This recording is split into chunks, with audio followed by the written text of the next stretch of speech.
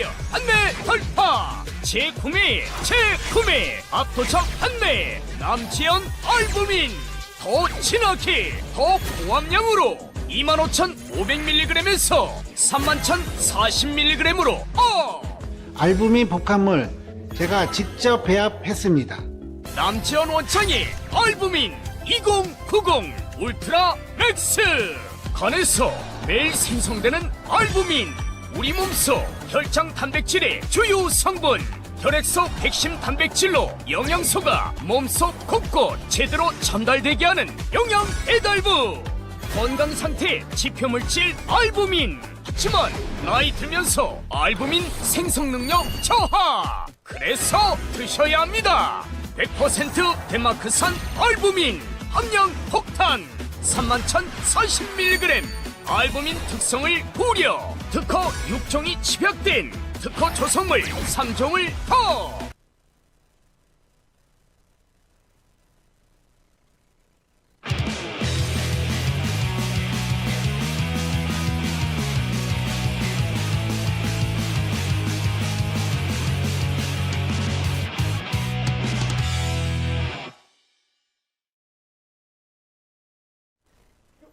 안녕하세요 시청자 여러분. 평일 오후 2시 여러분을 찾아뵙는 아시아투데이TV 장예찬의 정치펀치입니다. 오늘은 요즘 나가는 방송마다 최강의 전투력으로 좌파들 벌벌 떨게 만드는 최전방 공격수 바통을 제가 이제 물려줘야 될 것 같아요. 국민의힘의 박민영 대변인 모셨습니다. 안녕하세요 대변인님. 안녕하세요. 아니 요새 나가는 방송마다 좌파들도 그렇고 뭐 박민영 대변인 앞에 있으면 입도 뻥끗 못하고 있는데 네. 좀 어때요? 이 다녀보니까 방송과의 분위기가. 우리 최고님에 비하면 아직 멀었죠. 아직 많이 배워야 되는데. 사회생활이 많이 늘었구나. 그래도 제가 이제 2달 동안 또 용산에서 많이 또 배웠지 않습니까? 네. 그래서 좀 그런 경험들을 자양분 삼아서 네, 잘 풀어내고 있습니다. 아니 그러니까 이게 아무리 스피커가 말을 잘하고 전투력이 좋아도 네. 정치 상황이나 지형에 안 받쳐주면 맞아요. 사실은 그 전투력이라는 걸 발휘하기가 힘들거든요. 그렇죠. 왜냐하면 주제나 이슈나 또 이 방송국의 어떤 분위기 자체가 네. 야 여당 너네가 뭐 할 말이 있냐?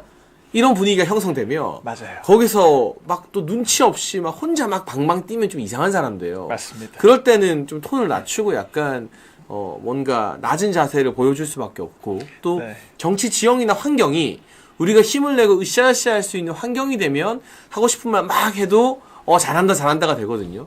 그러니까 지금 박민영 대변인이 너무 잘하고 있지만 기본적으로 우리 국민들이 만들어주시는 대통령과 여당에 대한 지지율과 네. 정치 환경 이런 것들이 조금 또 구속 취소도 있었고 여러 가지 변하는 것들이 좀 일선 현장에서 많이 느껴지시나요? 아, 물론입니다. 사실 이게 또 방송 레거시의 또 뉘앙스와 그 주파수를 맞추는 게 저 참 처음부터 좀 어려웠거든요. 약간은 또 신경을 써야죠. 오래 가려면. 그렇죠. 네. 제가 이제 10%대 지지율 중반 때부터 12월 중순부터 나가서 이제 좀 통신사 연합뉴스TV나 YTN 이런 데서도 좀 논조가 많이 껄끄럽더라고요. 그러니까 너무 옹호를 하기도 그렇고 그렇다고 비판을 하자니 내가 좀 당적을 달고 나온 이유가 없잖아요. 그래서 그때는 이제 또 약간 앵커분들이 눈치를 좀 주기도 했습니다.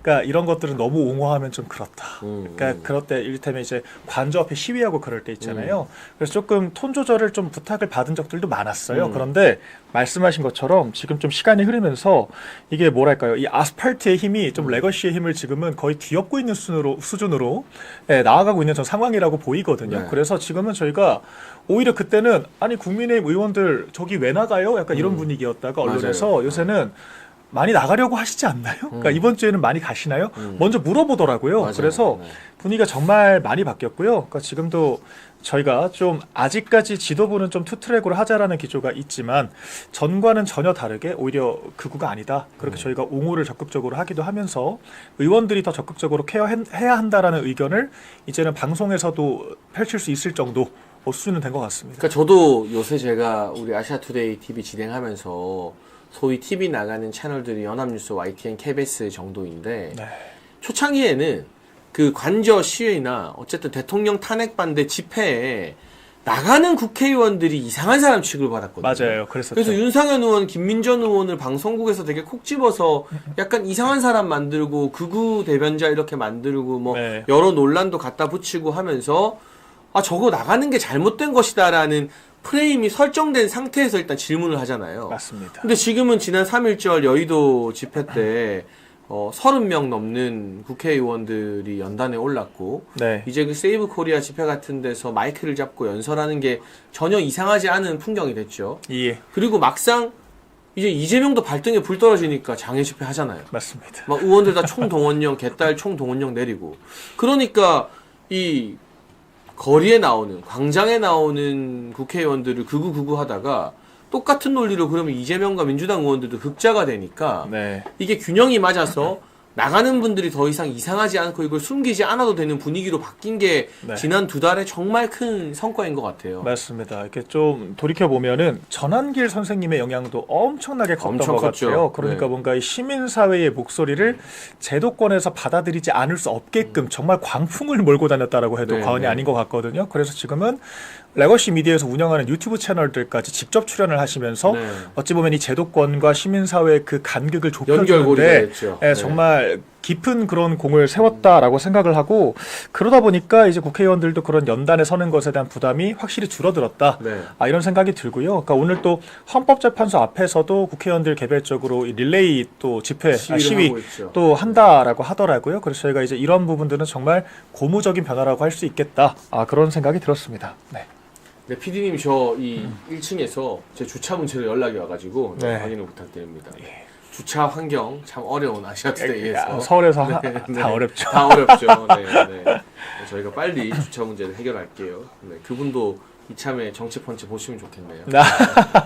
아니 그 이야기도 좀 해보죠. 예.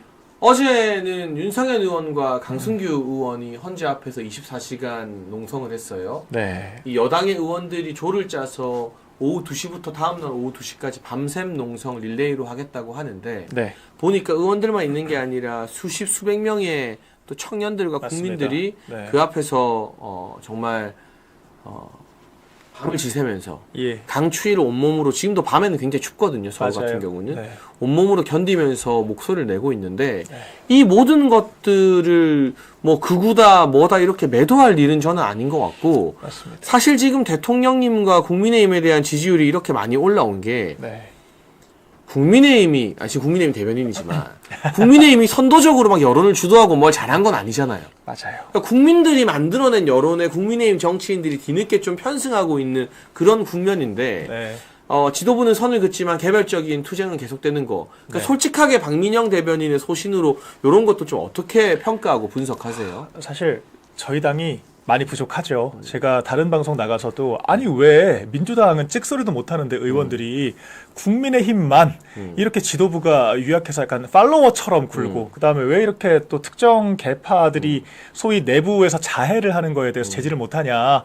그러니까 국민의힘이 만만한가요? 라고 저한테 물어보시더라고요. 근데 제가 할 말이 없어서 솔직히 좀 만만하죠. 우리 당이 좀 만만하죠. 그래서 전향 좌파들, 뜨내기 좌파들, 민주당에서 자리 잡지 못한 그런 비주류들이 다 들어와서 소위 주류들을 구태몰이하면서 자기네들이 이제 뭔가 기득권을 취하려고 하는 이제 좀 그런 양상들이 있고, 그러니까 지도부들도 사실 그 제도권 출신들이 많다 보니까 조금 이런 것들에 유약하게 반응하는 측면들이 있죠.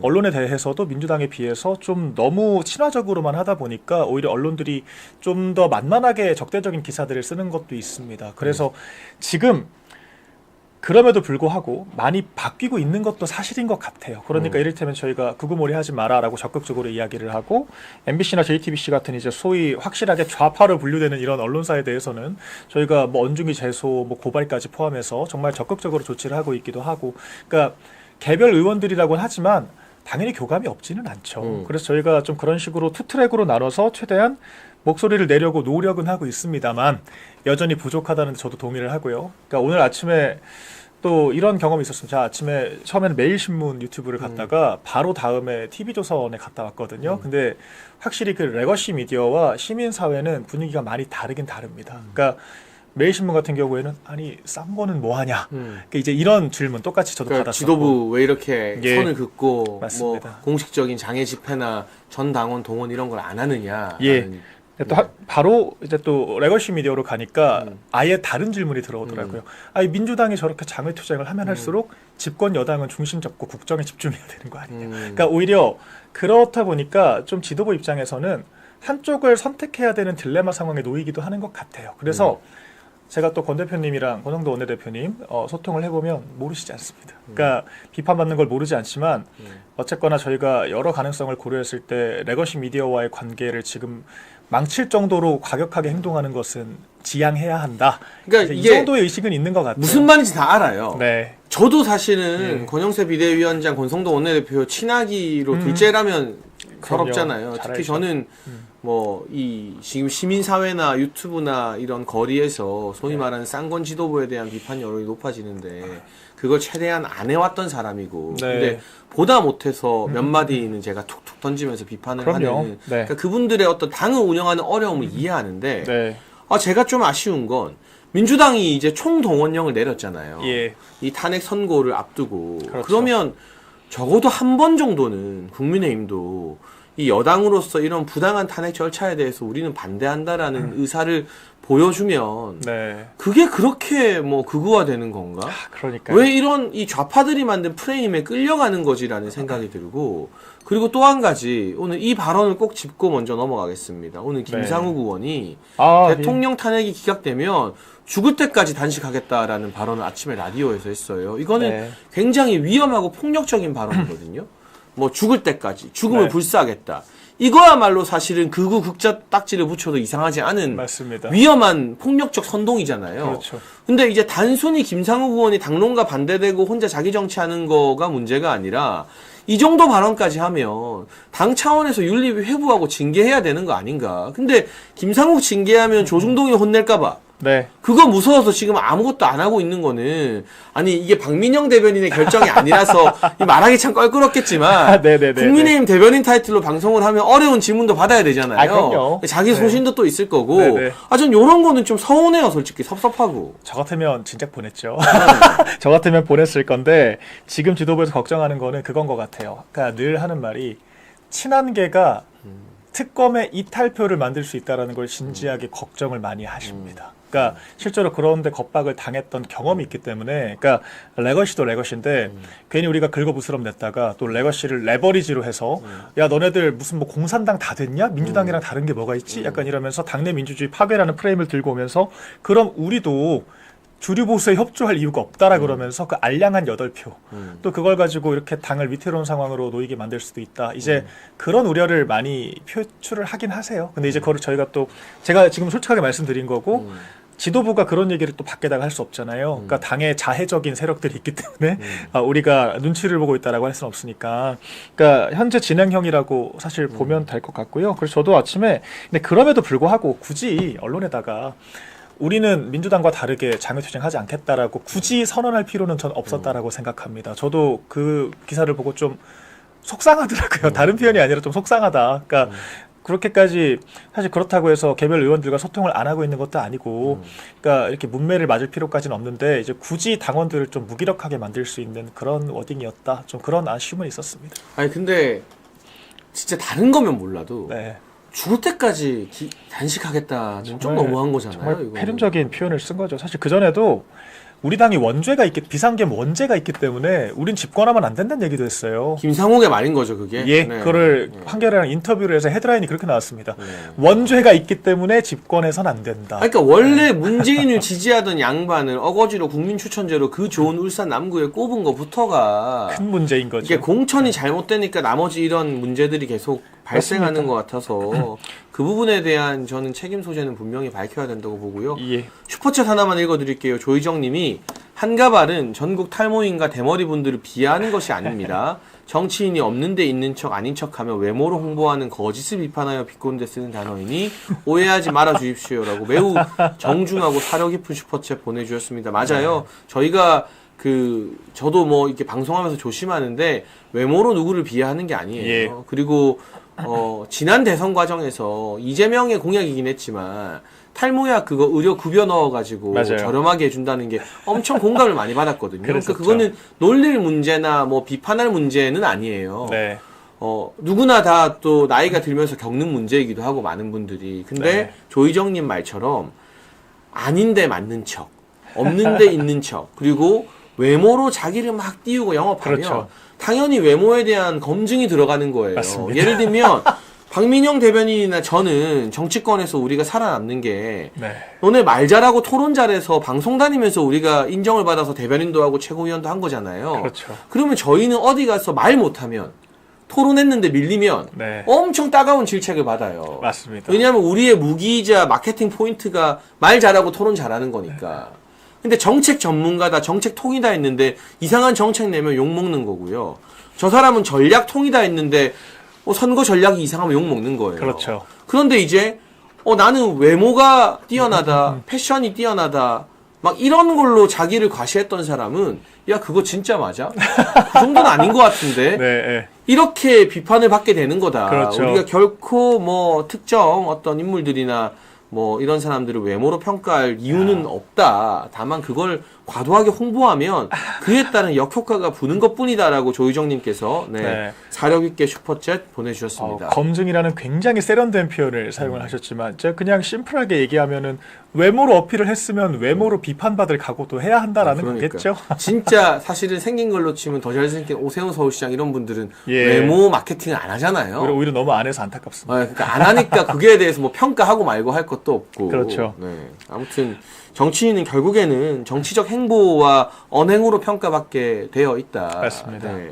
우리 정말 정치권 내에서 최고의 전략통으로 통하는 우리 아시아투데이에도 자주 나오는 예. 김재원 전 최고위원. 네. 얼마나 인기 많습니까? 그렇죠. 그리고 이제 있는 그대로를 또 받아들이는 게 또 멋이거든요. 네. 그러니까 사실 뭐 저희 당에도 뭐 추경호 원대부터 시작해서 윤지혁 원대도 그렇고 그렇게 또 실명을 다 걸어놓는 거.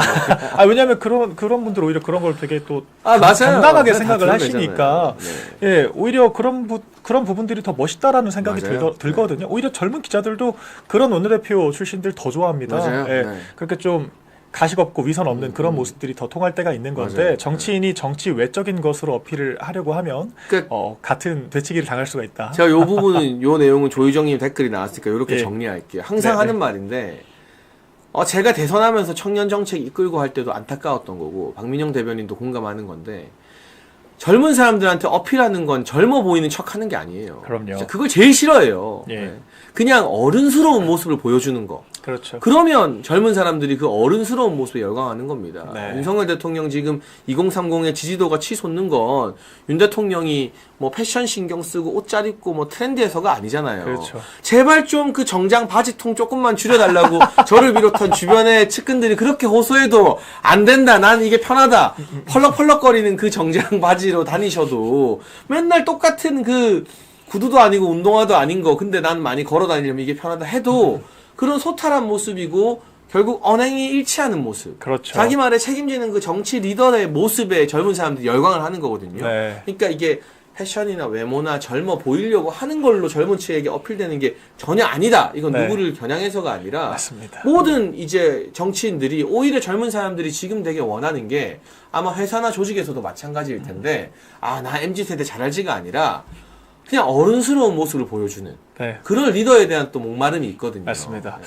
그래도 그 부분 약간 좀 명심하면 좋겠어요. 그래도 대통령님 그 헤어스타일은 한번 올리고 나서는 마음에 드셨는지 계속 그렇게 하시더라고요. 네, 네. 그리고 이제 또 이거는 좀 별개 의견이지만 그 부산 북 콘서트 또 기념 사진을 찍어가지고 올렸던데 제가 그거는 좀 항마력이 많이 부족해서 제가 좀 보기가 힘들었다는 점 마지막으로 말씀드리겠습니다. 요새 박민영 대변인 저희 방송도 그렇지만 종편 나와서 방송하는 거 보면 속 시원하다는 분들 많습니다. 그래서 박 대변인 이제 온라인 커뮤니티도 그렇고 저희 유튜브 댓글 여론만 봐도 이제 확 급부상하고 있는 게 느껴져요. 저희 아시아투데이가 백지원 전 부대변인 또 박민영 대변인처럼 이 남녀를 대표하는 젊은 스피커들과 함께 할 수 있어서 참 기분이 좋고 영광이다라는 너무 생각이 즐겁습니다. 드네요. 네. 근데 여기서 아까 국민의힘 지도부의 뜨뜻미지근한 태도에 대한 이야기 한번 해보면 그 와중에 그래도 개별적으로 네. 어제 오늘 밤을 샌 윤상현 의원, 강승규 의원, 또 뭐 박대출 의원, 장동영 의원 등등도 이제 헌재 앞에서 릴레이 농성을 한다고 하는데 저는 민주당이 지금 총동원령을 내렸잖아요. 네. 전 이 배경에 문영배를 비롯한 좌파 판사들의 SOS가 있다고 생각해요. 맞습니다. 이재명이 좌파 판사들과 소통을 안 할까? 100%. 거기에 정보 소식통이 없을까? 그건 너무 순진한 생각이죠. 더군다나 정계선 재판관은 남편이 그리고 이미선 재판관은 여동생이. 그렇죠. 네. 다 이 탄핵을 주도적으로 지금 탄핵 시위를 주도하고 있는 그런 입장에 있잖아요. 맞아요. 소위 우리가 백엔머리 송사라고 하죠. 네. 그러니까 남편이 그런 입장이라고 하면 사실 밤에 이야기를 안 나눌 수는 없을 것 그럼요. 같거든요. 네. 그리고 문영배 그 소장 대행은 뭐 제가 확정적으로 말씀드리기는 어렵지만 뭐 여러 이야기들이 있는 것이고 그래서 그러니까 이재명 대표가 이런 것들을 자인하기라도 하듯이 갑자기 입장을 완벽하게 바꿨습니다. 원래는 뭐 중도 보수가 어쩌고 당연히 8대 막 대선 행보하고 다녔어요. 그렇죠. 뭐 삼성 통합 만나고 행보를 막 하면서. 하겠다. 네. 그렇죠. 막 은행장들 만나고 그랬었는데 갑자기 구속 취소가 되고 토요일이 지나자마자 이것은 뭐 구속 취소에 대한 뭐 내란 수계를 풀어줬다라고 막 그건을 쏟아내면서 갑자기 거리로 나오기 시작한 거 아니겠습니까? 그러면서 박찬대 원내대표가 너무도 다급한 목소리로 갑자기 마은혁 재판관을 빨리 임명해라 라고 읍소를 하기 시작을 했어요. 그러니까 이 말은 즉슨 6표를 모으기가 힘들구나. 지금 합의가 안 되고 있구나. 그러니까 못해도 5대3 구도가 유지되고 있다라는 강력한 전 증거라고 생각을 하거든요. 오히려 저희 당의 정보보다 저는 이재명 대표의 움직임이 더 정확해요. 바로미터라고 네. 생각합니다. 맞아요. 그래서 네. 예, 이런 것들을 봤을 때 구속 취소가 정말 강력한 한 방이기는 했구나. 그래서 지금 보수 재판관들이 더 힘을 얻고 있다. 그러니까 이게 네. 국민의힘은요. 제가 경험해 본 바 거기도 법조인 출신 판사 출신들이 많지만 예, 보수 성향의 헌재 재판관들과 소식을 주고받을 엄두를 못 내요. 맞습니다. 왜냐하면 좋게 말하면 네. 원칙을 지키고 무리를 안 하는 분들이 국민의힘의 주요 정치인들이기 때문에. 그렇죠. 근데 여러분 좌파들은요. 우리가 설마 할까 하는 거 다 하는 게 좌파입니다. 예. 그리고 에이 진짜 그렇게까지 하겠어? 그렇게까지 하는 게 좌파예요. 한 몸처럼 움직이죠. 이 사람들이 20대 때부터 운동권에서 내부 정치하고 음모 만들고 공작 꾸미는 게 직업인 사람들이라 그렇죠. 그런 부분에 있어서는 국민의힘이 따라갈 수가 없어요. 네. 그러니까 사실 맨날 판판이 깨지고 난리가 나는 건데 네. 저는 뭐 직접적인 소통일지 간접적일지는 몰라도 좌파 판사들을 통해 헌재 내부의 평의 분위기가 이재명한테 전달된다고 확신합니다. 그런데 이재명이 지지난주까지는 좀 여유로웠어요. 그렇죠. 막 주식 이야기하고 엔비디아 이야기하고 뭐 무식해서 망실 당하긴 했지만 막 삼성의 엔비디아. 네, 이재용 회장 만나러 간다 하고 네. 갑자기 대통령 다 된 것처럼 경제 행보를 하고 그리고 이제 비명계한테도 통합하다가 자기가 좀 마음이 놓였는지 매부쇼 나와가지고 네. 내가 7명 잘랐다. 그렇죠. 비명계 검찰관 내통했다. 이런 말도 안 되는 헛소리 하고 이게 이제 이재명의 심리를 대변해 주는 거거든요. 네. 근데 구속 취소가 딱 되니까 이재명 얼굴이 새하얗게 질렸어요. 그날 긴급 사색이 되어 있더라고요. 긴급 네. 의총 그 민주당 비공개 최고인가요? 네. 그 출입하는 사진이 언론에 다 떴는데 예. 이재명이 거의 자기 구속영장 심사받을 때처럼 얼굴이 새하얗게 질렸어요. 네. 그리고 그 뒤로 총동원령을 내리고 민주당 의원들이 갑자기 3명이 어제 삭발을 했어요. 네. 국회의원 3명이. 그렇죠. 근데 별로 유명한 사람들은 아니라 이름은 일일이 언급하지 그렇죠. 뭐 않겠습니다. 김문수 괄호치고 장관 아님 뭐 그러면서 돌아다니더라고요. 순천의 김문수 의원 이런 사람들. 예, 예. 그리고 민주당 의원들 전원이 여의도에서 광화문까지 가도 행진을 한대요. 예. 삼보일배를 한다는 말도 있더라고요. 뭐 이런 거는 위기에 처했을 때 네. 조급할 때 하는 거거든요. 맞습니다. 그리고 장애 집회를 가지고 극우라고 하더니 예. 그럼 자기들 장애 집회는 이제 극자가 되는 건가? 그렇죠. 그러니까 이런 행태를 보면 이 헌재 내부의 평의 분위기가 대통령 구속 취소 이후 심상치 않게 돌아간다. 네.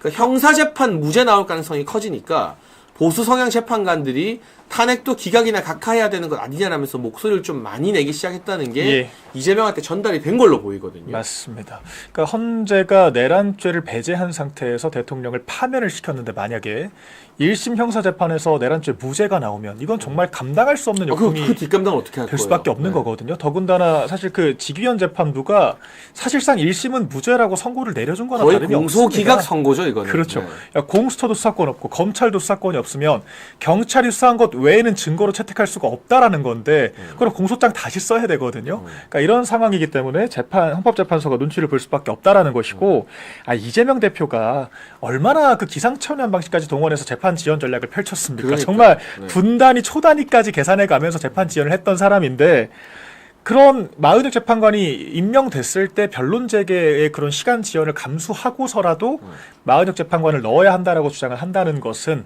마은혁이 없으면 6표 인용이 불가능하다. 이런 자백을 하고 있다라고 생각하고요. 지금 우원식 국회의장도 아마 지금 기자회견 하고 있을 방금 거거든요. 했어요, 방금. 네. 그러니까 이것도 사실 경악스럽죠. 아니 국회의장은 정치 중립의 의무가 있습니다. 그런데 민주당의 어떤 뭐 개인적인 그런 뭐 메시지를 하다라는 것도 아니고 국회의장이 이건 사실상 권한대행을 압박을 하는 거거든요. 압박하는 메시지 중에 이 마은혁 재판관 관련된 내용도 들어갈 거라고 하는데 이것은 헌법재판소가 그 판결을 내렸으면 이에 대해서 권한대행이 언제 임명할지 판단을 하면 되는 것이지 이거를 국회에서 추가적으로 압박을 한 사안은 전 아니라고 봅니다. 아니 국회의장이 이렇게 정치 안 하고 있는 자리가 아니에요. 나가야죠, 사실. 이게 국회의장은 원래 당도 나가요. 그럼요. 탈당하잖아요. 그거는 뭐냐? 여야 사이에서 중립적으로 중재를 잘하라는 뜻인데 이렇게 본인이 지금 약간 이재명 나가리 되면 내가 대선 후보 될 수 있다는 헛된 꿈에 지금 우원식이 빠져 있거든요. 자기 정치를 하고 있는 그 거죠. 담 넘은 거 가지고 약간 스타 되는 바람에 그래가지고 계속해서 자기 정치를 하고 있는 거예요. 이건 국회의장이 해서는 안 될 짓입니다. 예, 당연히 최상목 권한대행도 이런 부적절한 주장에 눈치를 절대 봐서는 안 된다라고 생각을 하고요. 네. 그러니까 빨리 총리 기각을 시켜야죠. 그러니까 누군가 재판관이라는 것이 헌법재판관이 임기 6년이잖아요. 네. 그러니까 대통령보다 더 긴 시간 동안 우리 사회에 무수한 의사결정을 하게 될 것이 헌법재판관인데 순수한 임명직인 경제부총리가 임명하는 게 말이 되나요? 저는 2명 앞선 재판관을 임명한 것도 적절하지 않았다라고 보는데 그것도 월권이죠. 네. 마은혁을 그나마 임명을 할 거면 차라리 정말 100번 양보해서 국회 인준이라도 받는 총리가 하는 게 맞죠. 경제부총리가 하는 게 맞나요? 그러니까 이런 것들을 저는 헌법재판소가 마은혁부터 결론 내버리고 한덕수 총리 결론 안 내는 것도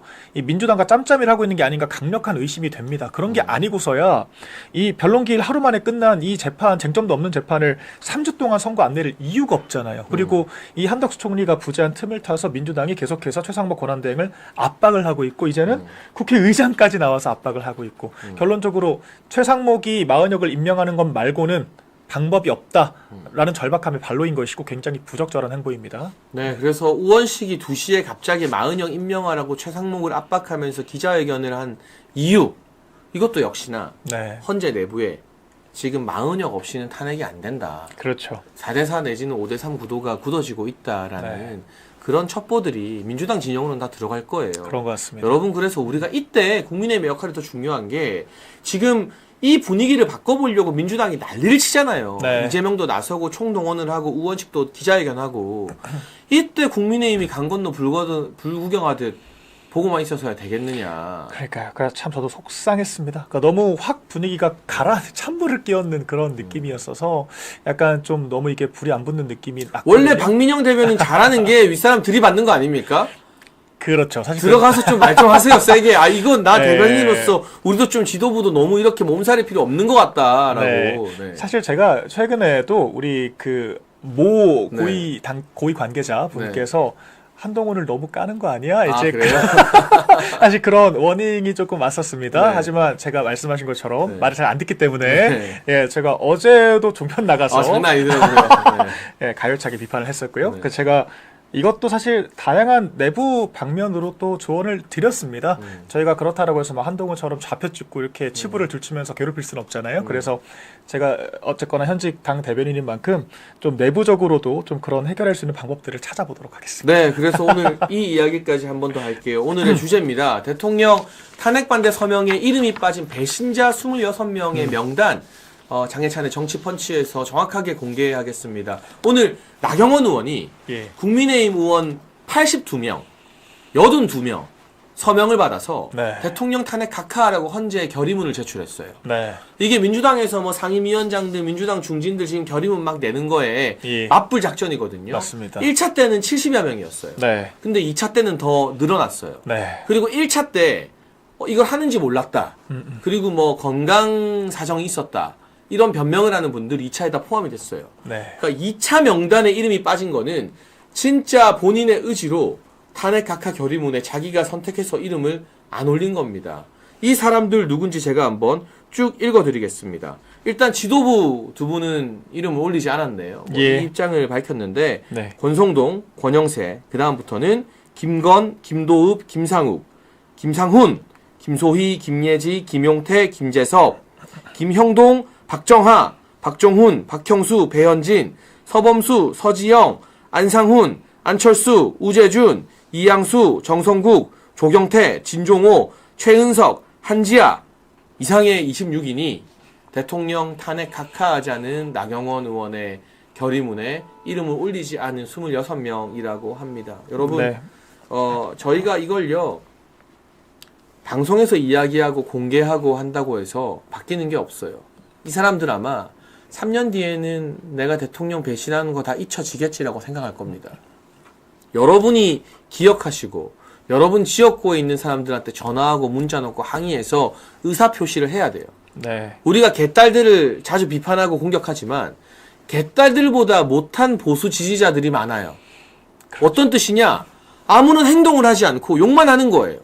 여러분, 욕만 해서는 안 바뀝니다. 우리가 행동을 해야 돼요. 그게 극단적인 폭력의 방식이 돼서는 안 되지만 전화해서 의원실에 항의하고 의원들한테 문자로 항의하고 하는 거는 민주주의의 국민으로서 표출할 수 있는 당연한 권리거든요. 네. 이 26명의 지역구나 관계된 분들이 항의하고 왜 당신은 대통령 탄핵 각하에 서명 안 했냐라고 따지는 게 우리의 의사를 표현하는 저는 올바른 방법이라고 생각합니다. 네. 예, 동의합니다. 듣다 보니까 딱 두 부류로 나뉘는 것 같네요. 일단 지도부는 대부분 참여를 안 한 것 같고, 그러니까 지도부라서 지도부 방침에 따라 참여를 안 한 일부 의원들이 있고, 그런 것 같습니다. 노골적인 이제 친한계 뭐 그렇죠. 이렇게 활동하는 사람들이 있고요. 친한계가 또 하나 들어가 있는 것 같습니다. 그래서 뭐 친한계들은 뭐 지금 노골적으로 해당 행위를 하고 있으니까요. 사실 대통령 저희가 탄핵 반대를 당론으로 하고 있는데 지금 뭐 이런 뭔가 각하를 위한 대대적인 움직임에 참여를 하기는커녕 그 대통령 비상계엄을 단죄하지 않으면 이재명을 꺾을 수가 없다. 이제 그런 책을 팔러 다니는 그런 한동훈 전 대표의 그 북콘서트에 직접 참석까지 하고 있는 모양새니까 참 저희 당이 비극적인 상황에 놓여 있는 건 분명한 사실인 것 같습니다. 네, 그래서 이 명단이 일단 제가 공유받은 건데 구체적으로 뭐 틀린 내용은 아닌 것 같아요. 국회 보좌진을 통해서 제가 받은 명단이기 때문에 네, 그래서 여러분 특히 제가 한 가지 또 강조하고 싶은 건 1차 명단 때 탄핵 각하 반대 서명에 우리 구미의 강명구 의원 이름이 빠져 있었잖아요. 아, 그렇습니까? 근데 제가 그때 설명을 드렸죠. 우리 정치펀치에서. 네. 강명구 의원이 지금 한쪽 눈에 맞아요. 안대를 하고 다녀요. 그러니까 네. 눈 수술도 받고 굉장히 건강이 위험하대요. 예. 그래서 본인이 이 눈 치료를 받는 와중에 그게 서명을 받게 돼서 몰랐다라고 해명을 했는데 2차에는 이름을 올렸다라는 것까지도 예. 제가 여러분 이 사람은 믿어도 된다라고 확실하게 그럼요. 네. 소개를 드렸는데 강명구 의원은 포함이 됐고요. 제가 다시 한번 읽어드릴게요. 나경원 의원이 주도해서 국민의힘 의원 82명이 대통령 탄핵을 각하하라고 헌재에 결의문을 냈습니다. 이 결의문에 서명하지 않은 1차에 이어 2차 탄원서에도 이름을 안 올린 의원 명단 26명 다시 한번 국민들의 알 권리 차원에서 말씀을 드립니다. 권성동, 권영세, 김건, 김도읍, 김상욱, 김상훈, 김소희, 김혜지, 김용태, 김재섭, 김형동, 박정아, 박정훈, 박형수, 배현진, 서범수, 서지영, 안상훈, 안철수, 우재준, 이양수, 정성국, 조경태, 진종호, 최은석, 한지아 이상 26인이다. 그리고 이걸 우리끼리만 보고 욕하면 우리는 정말 개딸보다 못한 지지자가 되는 거다. 적극적으로 행동해서 대통령 탄핵 반대를 적극적으로 하지 않은 사람들은 앞으로 국민의힘의 국회의원이 못 되도록 여러분이 3년 뒤에도 기억하고 계속해서 지역구나 주위 여론을 만들어가는 행동하는 모습을 보이는 게 중요하다는 강조의 말씀을 드리고 싶습니다. 그리고 지도부가 아마 전반적으로 서명을 하지 않겠다라는 기조는 있었지만 지금 비대위원 중에 제가 너무 좋아하는 경북 상주 문경의 이미자 의원이 있습니다. 이미자 의원은 보니까 또 서명했어요. 예, 그러네요. 그러니까 이게 강제 방침은 아니었던 것 같아요. 그렇죠. 지도부 무조건 서명하지 말자 이런 건 아닌 것 같아요. 예, 그리고 조정원 의원도 지금 전략부총장이죠. 맞습니다. 그런데 또 서명을 했어요. 그러네요. 그러니까 지도부 중에서도 서명을 자기가 하고 싶으면 그걸 하는데 뭐 비대위원장이나 원내대표가 야, 너 절대 서명하지 마. 이건 아니었던 거예요. 그럼요. 저희는 그런 게 전혀 없죠. 예, 이미자 비대위원이나 뭐 조정훈 부총장이나 서명을 했으니까 여러분이 있는 그대로 이 명단을 보고 판단해 주시면 좋겠고 아까 박민영 대변인이 이야기했죠. 지도부가 약간의 레거시 미디어, 그러니까 뭐 조중동이나 이런 이 사람들의 시각에서 중심을 잡으려고 노력하고 있다. 근데 저는 대통령 탄핵 각하라는 결의문에 서명하는 것까지도 이렇게까지 뭐 안 해야 되는 건가? 이름을 안 올려야 되나? 그게 뭐 의미가 있나? 예. 그건 정말 이해가 안 돼요. 저는 진짜 저 개인적으로는 제가 권영세 비대위원장, 권성동 원내대표 좋아해요. 되게 가깝다고 생각하고 좋은 분들이죠. 예, 저도 그분들이 비판할 때 비판하지만 기본적으로는 여러분이 야, 너 왜 쌍권 편들어 해도 그 쌍권이랑 제가 되게 친합니다. 그렇죠. 일도 오래 했고 대선 때 정말 고생 많이 했고 근데 이렇게 서명까지 안 할 정도로 너무 이거는 민감하고 예민한 거 아닌가 하는 아쉽고 서운한 마음이 솔직히 좀 듭니다. 이거는. 예, 좀 균형추를 어느 정도 다시 좀 무게중심을 잡는 것도 저도 필요할 것 같다는 생각이 듭니다. 네, 그래서 오늘 박민영 대변인을 제가 오늘 좀 다소 곤란하게 많이 만들어주는데. 아, 괜찮습니다. 네, 우리 또 박민영 대변인 젊음의 에너지로 예, 이런 예. 현장에 이런 분위기들이 있다라는 그럼요, 거, 네, 그럼요. 그런 거 좀 가서도 많이 전달해 주시면 제가 좋겠습니다. 무슨 마음인지 다 알죠. 지금 음. 하루하루 얼마나 저희가 절박합니까? 당장 탄핵 심판 결과 선고가 이번 주에 나오는지 다음 주에 나오는지 3월 말에 나오는지 그 하루하루가 피말리는 것이고 그 결과도 결과지만 날짜 어떤 식으로 판결이 나올지까지 다 중요한 것이고 지금도 저는 재판에 현재 진행 중이라고 생각을 하거든요. 우리가 변론기일 끝났다라고 이야기를 하지만 평의에서 결론이 안 난다라는 것은 변론기일에서의 결과만으로는 결론 내기 어렵다라는 것이고요. 그렇다면 지금 벌어지는 모든 사건들도 다 영향을 미칠 수가 있다. 그래서 그런 절박함에 대해서 저도 100번, 1000번 이해를 하고 내부에서 최대한 그런 목소리가 전달될 수 있도록 저도 힘 닿는 만큼 노력을 해보겠습니다. 요즘 정말 최강의 전투력으로 열리라는 박민영 대변인의 역할, 당내 여론도 주도해서 좀 예. 바꿀 필요가 있다라는 워낙 기대가 크니까 네. 우리가 또 이렇게 많은 그럼요. 부담을 드리는 거 아니겠습니까? 예. 네. 이 탄핵 반대 서명에 이름을 빠뜨린 26명의 명단을 오늘 장예찬의 정치 펀치에서 공개를 했고요. 여러분 기억해 주시고 주변에 많이 알려주시면 좋겠다. 그리고 여기에 서명을 했어요. 서명을 했지만 한동훈 북콘서트 따라다니는 사람들은 사실상 탄핵을 찬성하는 그런 분도 거죠. 있습니까? 그런 사람도 있어요. 아니 한동훈 북콘서트 따라다니는데 나경원 의원의 명단에는 서명을 했다. 이거 뭐 하자는 거예요, 이거는? 대놓고 양다리네요. 그러니까요. 예, 혹시 누구실까요? 뭐 제가 또 이름을 예. 말하고 싶지는 않은데 네. 아무튼 저와 직접 관련이 있는 분이라 예, 아무튼 예, 예. 뭐 예. 그런 사람들도 여러분이 기억을 좀 해주셔야 된다라는 말씀을 좀 드리고 싶습니다. 네.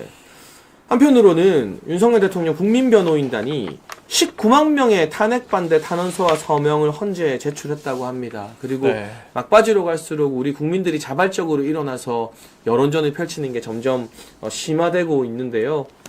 어제는 또 100명이 넘는 분들, 특히 여성이 포함되었는데 대통령 탄핵 반대 각하를 촉구하며 대규모 삭발식도 헌재 앞에서 거행이 되었다고 하고요. 저는 예. 이번 주말에 귀추가 좀 많이 주목돼요. 그럼요. 이재명이 일요일에 개망신을 당했거든요. 네. 5,500명 나왔어요. 맞습니다. 꼴랑. 구속 취소로 공포 마케팅까지 했는데도 불구하고 근데 그렇기 때문에 이번 주에는 민주당 국회의원들 조인트를 까서라도 네. 당협에서 책임지고 500명씩 데려와 해가지고 탄핵 찬성 집회 숫자를 늘리려고 민노총이랑도 손잡고 네. 난리를 칠 거예요. 예. 그러면 언론들이 대통령 구속 취소 이후에 지난주 주말 같은 경우는 어떻게 보면 좀 부지불식간이었고 네. 일주일이 지나서 첫 장애 집회가 이번 주말에 있잖아요. 그렇죠. 많은 언론이 숫자 비교를 할 겁니다. 맞습니다. 탄핵 반대 집회에 몇 명 나왔다. 탄핵 찬성 집회에 몇 명 나왔다. 여기서 숫자에 밀리면 네. 많은 언론이 아마 이런 분석을 할 거예요. 구속 취소로 탄핵 찬성에 이제 더 많이 나온다. 이게 오히려 역풍 불었다. 예. 이런 말도 안 되는 해석을 하고도 남을 게 기성 언론이기 때문에 맞습니다. 이번 주말에 우리가 각자의 지역에서 여의도든 광화문이든 또 전국 어디든 장애 집회 나가는 게 저는 굉장히 중요한 여론 형성의 한 분수령이 된다고 생각합니다. 네. 예, 이런 것들이 지금은 거의 뭐 문화화가 된 것 같아요. 저도 이제 광화문 집회 제가 직접 연단에 오르진 않았지만 거의 매주 가보고 있거든요.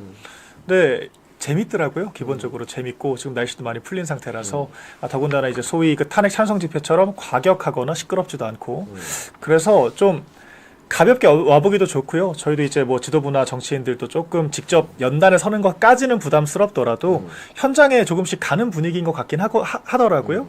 지난주 보니까 3월 1일 날 김기흥 대변인도 갔던 것으로 제가 알고 있고. 네, 그리고 예. 여의도 집회는 예. 3월 1일 날 국회의원들이 거의 40명 가까이 맞습니다. 갔어요. 네. 그래서 그때 다 한마디씩 이렇게 또 해주시면서 근데 그때 또 이제 저희 막 반응이 그렇게 막 좋지는 않더라고요. 예, 이제 그런 것들 또 당이 또 신경 쓰고 앞으로 개선해 나가야 될 부분이겠죠. 예.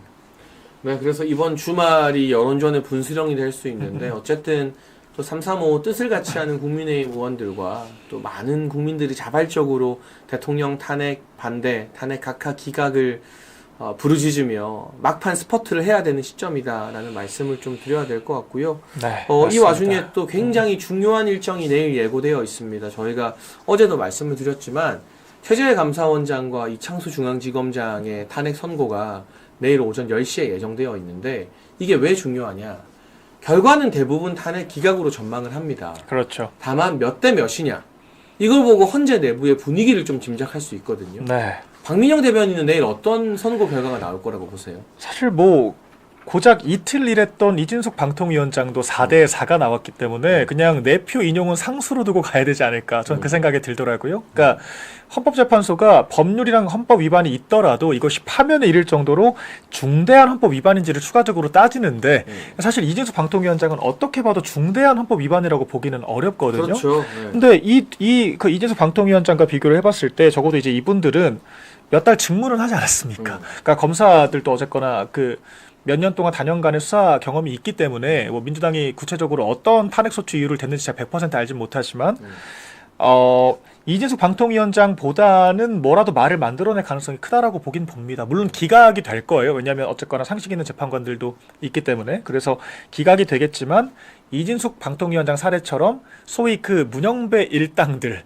아마 그쪽에서 뭔가 민주당에게 면죄부를 주기 위한 그런 사유들을 만들어낼 것 같습니다. 왜냐하면 지금 민주당이 뿌려놨던 그런 씨앗들이 다 부메랑이 돼서 돌아오고 있잖아요. 그러니까 탄핵도 다 소추를 해놨더니 결과적으로 다 기각이 되고 있습니다. 그러니까 직무정지를 비롯해서 또 이제 변호사비, 변호사들도 야당한테 다 몰아줬다는 거 아니에요. 그래서 이게 세비 낭비, 4억 이상 4억 6천. 변호사비로 세금이 낭비가 됐다라고 하고, 그러니까 이런 것들이 결과적으로 전혀 실익이 없는 정말 직무정지를 목적으로 한 위헌적인 탄핵 시도였다라는 게 또 한 번 밝혀지는 이런 사건이 될 수밖에 없기 때문에 최대한 그런 민주당의 부담을 줄여주고자 그 일부 재판관들이 또 뭐라도 핑계를 만들겠죠. 그래서 안타깝지만 상식적으로는 당연히 8대 0으로 기각되는 것이 맞지만, 그러니까 0대 8 기각이죠.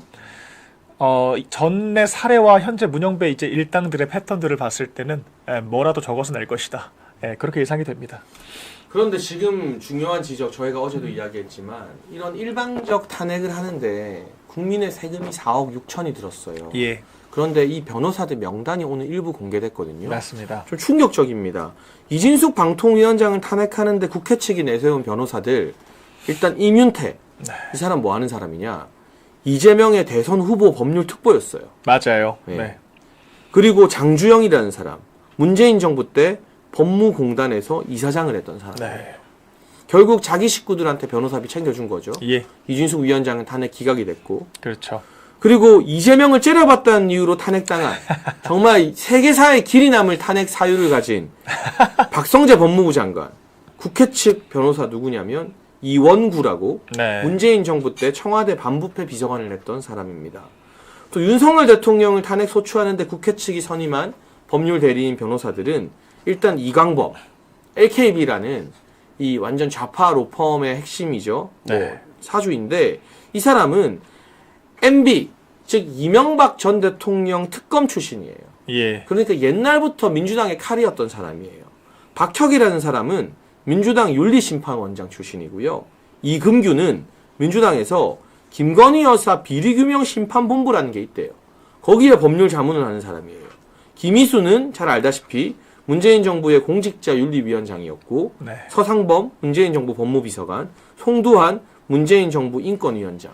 그러니까 이재명의 특보와 문재인 정부 때의 주요 인사들이 지금 대통령 탄핵부터 온갖 장관 탄핵에서 변호사를 하면서 국회로부터 총 4억 6천 가까운 수임료 중에 대부분을 네. 쏠쏠하게 빨대 꽂아서 빨아먹는 그렇죠. 거예요, 이게. 그러니까 두 당 못해도 1,000만 원씩은 1,000만 원 이상이래요, 돌아갔다라고 평균. 하더라고요. 근데 이게 그럼 민주당 입장에서는 직무정지도 시키고 정치 공격도 하고 세금도 일감 몰아주기로 빨아먹고, 그러니까 정말 일석이조 3조의 그런 탄핵이 될 수밖에 없기 때문에 탄핵 중독에 빠질 수밖에 없는 거죠. 그러니까 탄핵이 기각됐을 때 아무런 페널티가 없지 않습니까? 전 이게 심각한 좀 제도적 하자라고 생각을 하거든요. 그래서 지금 만약 개헌을 한다라고 하면 반드시 이런 거대 입법 권력, 이 여소야대의 이런 폐악질을 막기 위해서 탄핵이 기각됐을 때 국회를 해산할 수 있게 한다든지 아니면 탄핵이 되더라도 직무정지가 되지 않게 한다든지 그런 장치들은 반드시 마련되어야 할 필요가 있겠고요. 이런 변호사 선임 일감 몰아주기 문제들도 정말 불공정하지 않습니까? 그러니까 이거는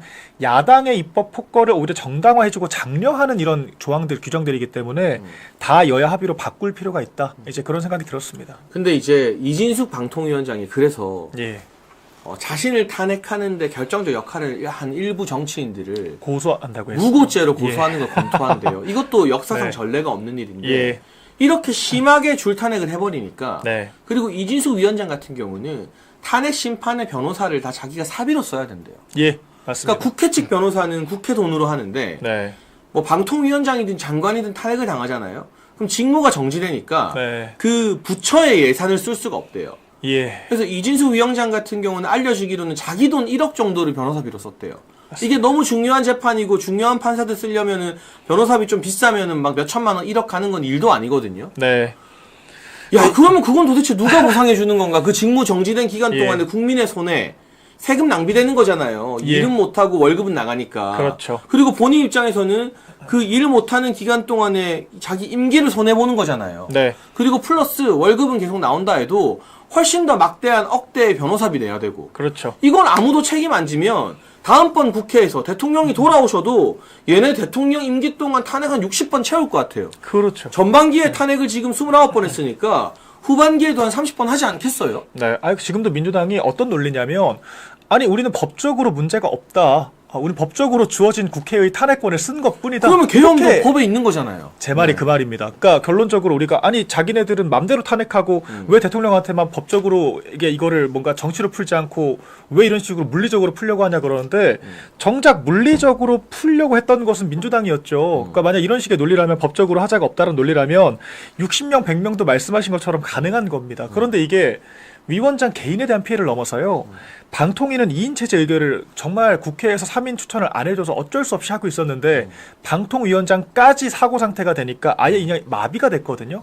지금 업무가 마비가 된 상태에서 결과적으로 방통위가 MBC만 다루는 곳이 아니지 않습니까? 기관이. 거기 이제 해외 법인들에 대해서 과징금 처분도 해야 되죠. 그다음에 이제 MBC나 KBS1 같은 경우에는 지금 무허가 방송을 하고 있습니다. 방통위 마비가 돼서. 그러니까 그런 재허가 같은 것들도 해야 되죠. 여러 이제 민생 법안들도 처리를 하는데 그 직무 정지 시간 동안 발생했던 국민적인 피해는 누가 보상을 할 겁니까 대체? 그러니까 이런 부분들은 정말 국회를 상대로 방통위원장뿐만 아니라 정말 국가적으로 범국민적으로 고소를 들어가야 될 사건들인 거예요. 다 피해 당사자들인 거죠, 국민들이. 그렇죠. 네. 그러니까 이럴 정도로 심각한 사안인데 민주당은 아직 너무 가볍게 보고 있고 이것을 바로잡을 힘이 지금 국민의힘으로서는 없다. 헌법재판관들이 대동을 걸어줘야 되는데 이렇게 불합리하게 하고 있고 저희가 심지어 이 건수도 안 되는 탄핵마저 내일 4대4를 예상해야 하는 상황 자체가 정말 너무 비극적이고 참 황망한 상황이 아닐 수 없습니다. 근데 한편으로는 이런 마음도 들어요. 그냥 4대4 해라. 예. 문영배와 이미선한테 기대 안 한다. 그렇죠. 감사원장이고 중앙지검장이고 4대4 해라. 그래서 그냥 대통령 탄핵까지 끝까지 4대4로 가자. 예. 차라리 그런 마음이 들 정도로 지금의 헌재 재판관들에게 어떤 일말의 법관으로서의 마지막 양심이 있는가에 대한 기대도 많은 국민들이 사실은 그렇죠. 좀 접고 있는 그런 비극적인 상황이 예. 아닌가 싶습니다. 그러니까 이게 보수 성향 좀 재판관들뿐만 아니라 저희 정치인들도 그렇고 좀 공통점인데 학자적 양심이 너무 강해요. 그러니까 저쪽처럼 무조건 우리 편이니까 나 해준다 이런 개념이 없습니다. 저기는 그냥 무대포 철면피인 거잖아요. 맞습니다. 네. 그래서 사실 아무리 저쪽에서 문영배 소위 일당이 부당하게 판결을 하더라도 우리는 그래도 옳고 그름의 관점에서 법관답게 해야 한다는 인식이 있었을 거거든요. 네. 그런데 이렇게까지 정말 이렇게 막가파일 수가 있나? 어떻게 모든 건을 다 4명은 일단 상수로 찬성으로 가버리면 당연히 보수 재판관들도 사람인지라 불만이 생길 수밖에 없거든요. 그리고 국민들도 이제는 너무 결과가 예측 가능하지 않습니까? 당연히 인용표를 던질 것이다. 그렇기 때문에 오히려 이런 막가파 행태가 제동을 거는 또 작용이 될 수가 있다. 그렇게도 보입니다. 그냥 문영배 이미선은 민주당이 탄핵하자고 하면 네. 젓가락만 꽂아놔도 너 젓가락 너 왜 젓가락 혼자 와 있어? 넌 쌍이 있어야지. 너 탄핵이야. 그렇죠. 할 양반들이에요. 보니까. 뭐라도 만들겠죠. 네, 예. 정말 뭐라도 만들 양반들이다라는 내일도 정말 기대가 됩니다. 정말 징하다라는 생각이 드네요. 진짜로. 네. 정말 어려운 싸움을 하고 있죠. 근데 이 어려운 싸움을 대통령 혼자 오랫동안 짊어져 왔다라는 게 정말 안타까운 거죠. 30차례면 사실상 국무위원이 20명이 채 안 되거든요. 그러니까 국무위원 전체가 다 나가리가 됐다라고 봐도 한 바퀴 돌았다고 봐야 되는 과언이 거잖아요. 아닐 정도의 네. 이런 극악무도한, 그러니까 윤 대통령 이전 정권까지의 모든 탄핵 사례를 합쳐도 이번 정권 한 번만도 못하다라는 거 아니겠습니까? 오죽하면 조선일보도 이게 내란이 아니면 뭔가라고 이제는 입장을 그 바꿀 조선일보가 예. 사설을 이렇게 썼더라고요. 민주당의 줄탄핵. 네. 이게 내란이 아니면 뭐가 내란이냐. 맞습니다. 그러니까 오죽하면 우리 조선일보 욕 많이 하거든요. 예. 저는. 근데 그 조선일보마저도 민주당의 줄줄이 탄핵에 대해서 이건 내란이다라고 말할 정도니까. 그렇죠. 그러니까 정말 심각한 상황이고 사실 진짜 이게 내란이죠. 행정부를 마비시킬 목적으로 이런 행위들을 하고 있는 거 아니겠습니까? 그러니까 이런 것들은 정말 국민의 힘으로 단죄를 할 수밖에 없다. 예, 그리고 우리가 지금까지 이 대통령 혼자 짊어졌던 이 부담과 무게를 이제는 많은 국민들이 알게 되지 않았습니까? 그래서 제가 광화문 집회 가서도 저는 다른 것들은 그렇게 큰 저도 약간 극티라서 예, 그런 감정이 안 들었는데 그 윤석열이 옳았다라는 그 피켓에는 네. 제가 되게 울컥하더라고요. 맞아요. 그러니까 네. 대통령실에서 우리가 그렇게 호소하고 부르짖어도 전달되지 않았던 것들이 이제 비상계엄 직후에 이런 야당의 폭거들이 대대적으로 알려지면서 전 국민의 고관여층화가 시작되면서 이제는 조금이나마 이해해 주시는구나. 그러니까 이제 그런 것들이 대통령께도 큰 위안이 될 거라고 생각을 하고요. 저도 사실 제가 위로받는 그런 느낌을 받았습니다. 그러니까 이게 저희 같은 스피커들이 방송에 나와서 그렇게 목 놓아 외치고 대통령실과 국회와 국민의힘 정당에서 아무리 홍보를 해도 알려지지 않았던 민주당의 만행이 예, 대통령의 비상계엄과 탄핵 이후에 적나라하게 드러나서 그렇죠. 결국은 윤석열이 옳았구나 예, 라는 여론이 이게 누가 주도해서 만들어질 수 있는 게 아니에요. 맞습니다. 예, 그 2030 청년들 남녀 할 거 없이 탄핵 반대 집회에 나오는 거 누가 시켜서 되는 게 아니에요. 그렇죠. 선동한다고 되는 게 아니에요. 정말 요즘처럼 개인주의적인 세대가 없잖아요. 사실 그렇죠. 청년들 보면 단체로 어디 뭐 하는 거 제일 싫어하는 세대잖아요. 근데 이 추운 날씨에 나와가지고 대통령 탄핵 반대 목소리를 내고 전국 대학가에서 어떻게 보면 얼굴 박제되고 학교 에타에 뭐 몇 학번 누구 다 알려질 텐데도 탄핵 반대 시국선언 줄줄이 하잖아요. 그렇죠. 카이스트 같은 경우도 그렇고. 네. 저 호남의 전남대 조선대에서도 그거 하잖아요. 전북대도 그렇고. 이게 누가 시켜서 하겠어요, 이게? 맞습니다. 자기가 판단 없이 누가 선동돼서 이걸 하겠냐고요, 이거를. 하라 그러면 더 안 하죠. 하라 그러면 더 하네요, 하죠. 정말로. 그러니까 네. 오히려 주입식으로 우리가 이런 위기를 호소를 할 때보다도 차라리 왜 이랬을까, 왜 비상계엄까지 해야 됐을까를 스스로 질문을 하면서 이렇게 뭔가 스스로 학습을 하게 된 것처럼 지금 이 탈핵 집회에 나오는 젊은 층들 역시 네.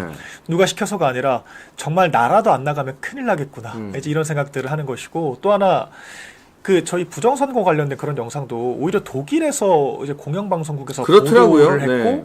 그 시민사회에서 굉장히 강한 그런 반응들이 있었다라고 하더라고요. 그러니까 오히려 우리나라가 이런 젊은 층들은 피부로 느끼고 있는 약간 이 중국에 의한 그런 어떤 국정 개입이나 선거 개입 같은 그런 여러 위기 상황들에 대해서 너무 무딘 것이 아닌가?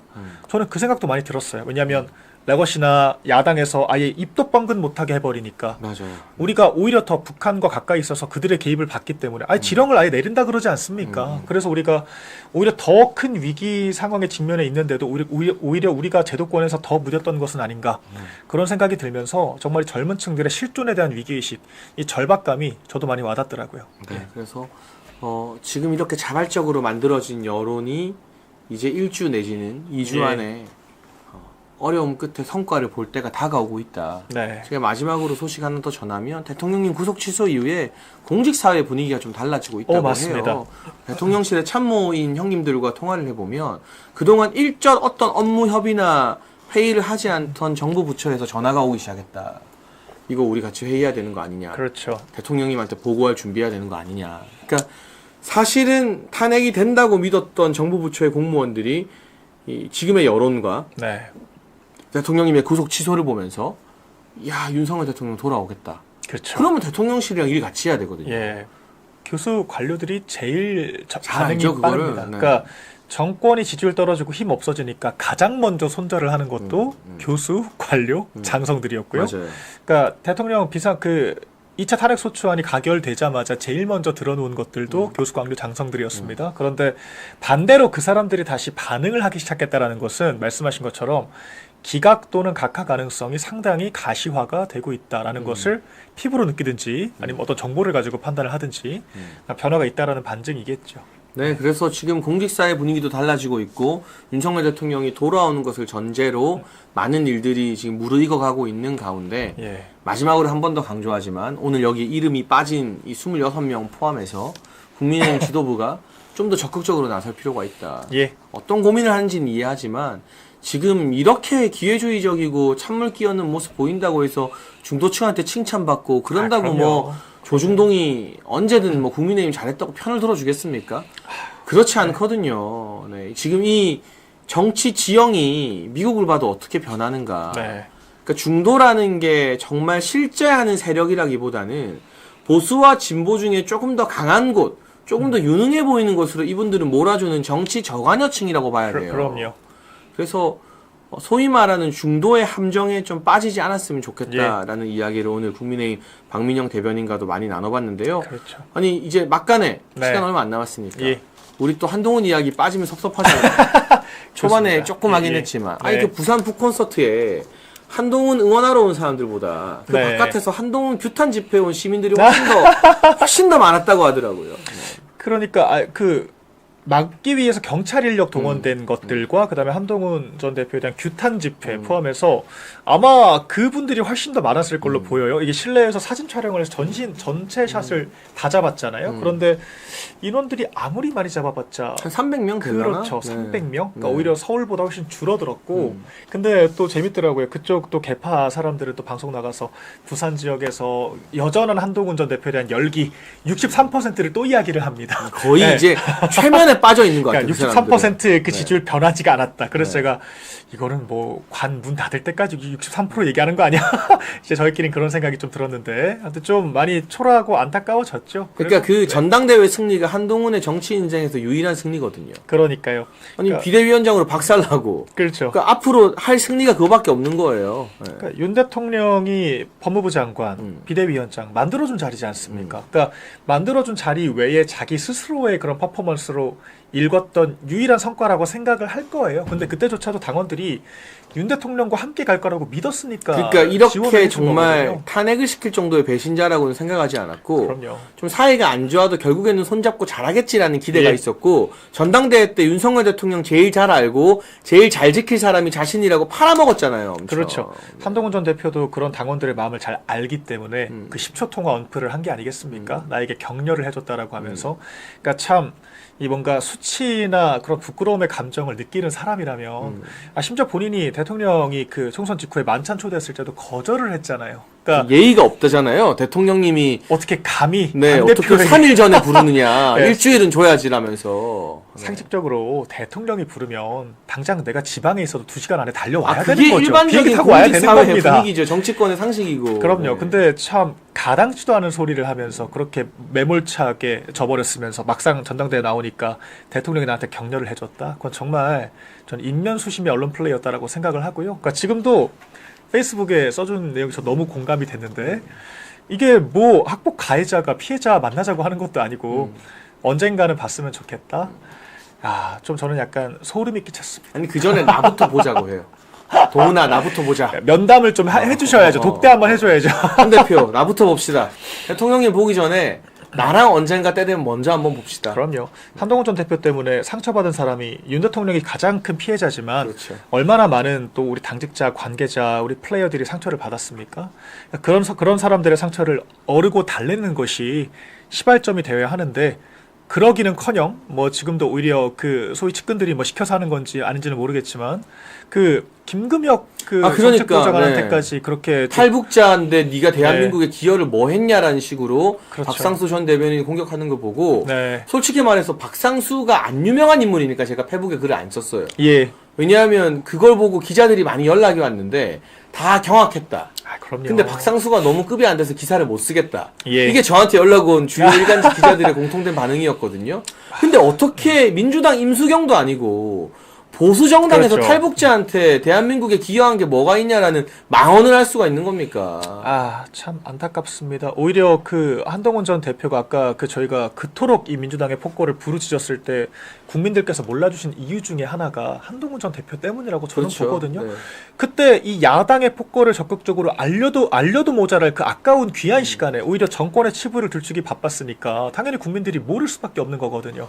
근데 그랬으면서 오히려 자기들이 보수 가치를 실현하기 위해서 노력을 했고 그 탈북자 출신인 김금혁 이 전 정책보좌관은 자유에 기여한 게 뭐가 있냐.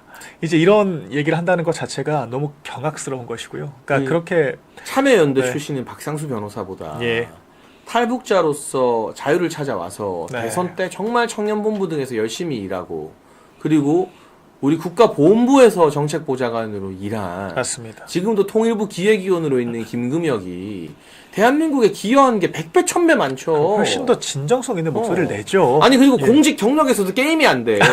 한동훈 팬클럽 출신이고 한동훈 덕분에 대변인 잠깐 한 게 유일한 공직의 커리어인 사람과 대선 캠프에 저희 청년본부의 핵심 멤버였고 네. 국가보훈부 정책보좌관을 하고 통일부 기획위원을 한 사람이 공직의 커리어만 봐도 게임이 안 되잖아요. 그렇죠. 비교할 걸 비교해야지. 그러니까 가당치도 않은 소리 하면서 오히려 분열을 일으키고 있다라고 생각하고 마지막으로 아니 자기가 직원했다면서요 대통령한테 자기가 직원을 했고 다른 사람들도 직원을 더 많이 해줬어야 한다라고 하면서 왜 한동훈 전 대표는 다른 사람의 직원을 못 받아들이죠? 그러니까 자기부터 개방적으로 다른 사람의 비판을 받아들였다면 애초에 이런 사태까지 오지도 않았을 않았죠. 겁니다. 네. 얼마나 많은 사람이 한동훈 전 대표한테 그렇게 하면 안 된다. 대통령과 잘 지내야 된다. 여당 대표로서 행정부를 뒷받침해야 되고 정책 같은 것들 행정부에서 잘 나오는 정책들을 다 백업을 해야 된다라고 얼마나 많은 사람들이 조언을 했겠습니까? 그러니까요. 본인이 그런 직원들 다 무시하고 이 상황까지 치달은 거 아닌가요? 그런데 자기들이 한 것은 직원이고 뭐 저희가 하는 것은 뭐 분열을 위한 뭐 그런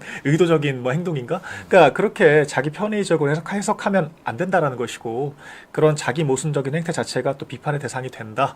이 점을 분명히 해야 될 것 같습니다. 네, 오늘 박민영 대변인과 함께 다시 한번 속 시원한 시간 가지는 수요일의 정치 펀치였고요. 여러분 보신 내용들 많은 분들이 함께 공유할 수 있게 아시아투데이 TV 구독과 이 해당 영상에 대한 좋아요 꼭 눌러주시고 많이 알려주시면 좋겠습니다. 내일도 오후 2시에 변함없이 또 국민대변인, 국민의힘의 이준우 대변인과 함께 장혜찬의 정치펀치에서 인사드리겠습니다. 오늘 시청해주신 여러분 감사합니다. 감사합니다. 아 맞다 광고가 하나 있어요. 제가 깜빡했네요. 우리 아시아투데이 19죠. 이 새롭게 리뉴얼된 알부민 2090 울트라 맥스 알부민 간에서 만들어지는 혈관 단백질인데요. 간과 심장 컨디션 개선, 피로회복과 신체 기능 강화에 도움이 된다고 합니다. 우리 아토TV만을 위한 2+1 특가 있는 거 아시죠? 아래 번호로 전화하셔서 100만 병 이상 판매되며 검증된 알부민 2090으로 여러분 건강관리하며 함께 싸우시죠. 함께 해주시는 알부민에도 늘 감사드린다는 말씀 드립니다. 내일 뵙겠습니다. 감사합니다.